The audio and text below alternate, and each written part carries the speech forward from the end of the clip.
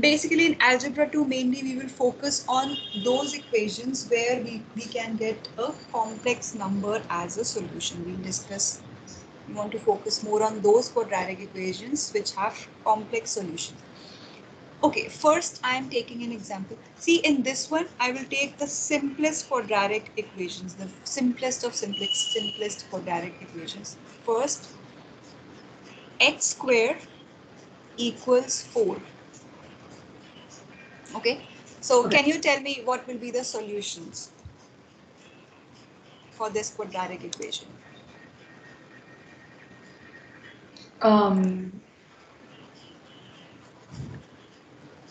It'd be x squared minus 4 equals 0. Uh-huh. Yeah. So you just need to think about which number's square gives us 4. Oh, 2. So x plus 2 and x minus 2? Okay, yeah. So 2 square gives us 4 and negative 2 square also gives us 4, right? Yeah. So the two solutions are 2 and negative 2. And actually to find out these values, you can also take square root of 4. Square root of 4. And the second solution we'll get negative of square root of 4. So the square root of 4 will give us 2. And negative of square root of 4 will give us negative 2. This is the first situation. Now, second situation. Let me write the second situation. X square equals 36. Sorry, negative of 36. In this case, what can be the solutions? X equals I times 6. Yeah, that's good. So 6i. And remember one thing, a quadratic equation will have two solutions. Yeah, okay. And negative 6i. Perfect, negative 6i. So to find this out, we had to take square root of negative 36. And the second solution we'll get by negative of square root of negative 36. Okay, then the third situation is x square equals 0. In this case, the values, two solutions of this equation will be 0, 0. This is the case of repeated solutions. Okay. So this is the simplest, like this is the basic quadratic equation that we can have. And now let me write their general form.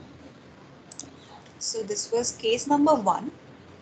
This was case number 1. This is of the form x square equals a. No, actually x square equals a is the general form, Bhavna. Okay. And in this case, a is positive. Okay. The first case is this number a is positive. Right? Okay.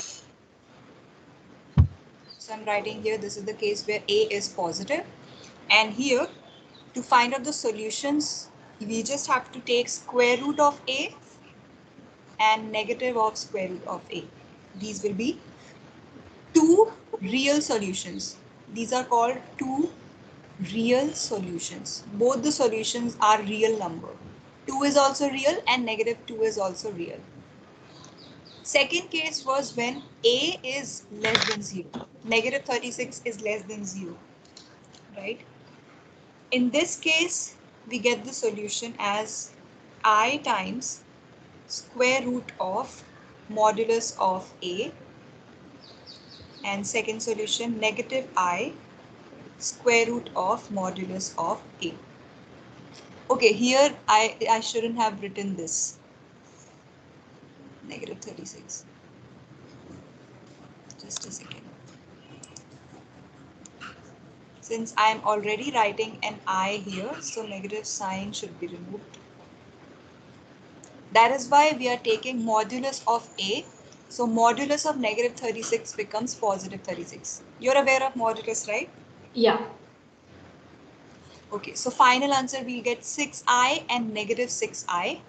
And these two are imaginary solutions. in this case, when a is less than 0, in this case we'll get two imaginary solutions. Then the third case, in this case a is equal to 0, and in this case we say that we get one real solution. Actually we are getting two solutions, but those two solutions are repeated, so we say that we get only one real solution, which is 0. So these are the three cases of solving. This is very basic quadratic equation, x square plus a. The difficult quadratic equations we'll do later when x term will also be there, x. So ax square plus bx plus c equals 0. To solve this equation we use two methods again. Quadratic formula. Have you heard of quadratic formula? Yeah, I think we discussed it in a class before, but in like the other class. Yes, right. So if you want, we can do that again, the topics that we did in the 6 p.m. class, 4 p.m. for you, or we can skip them as well, or we can uh, review them. If you're good, then we can skip them. First method is quadratic, excuse me, quadratic formula, and second one is splitting the middle term, or we also call it factoring. Okay.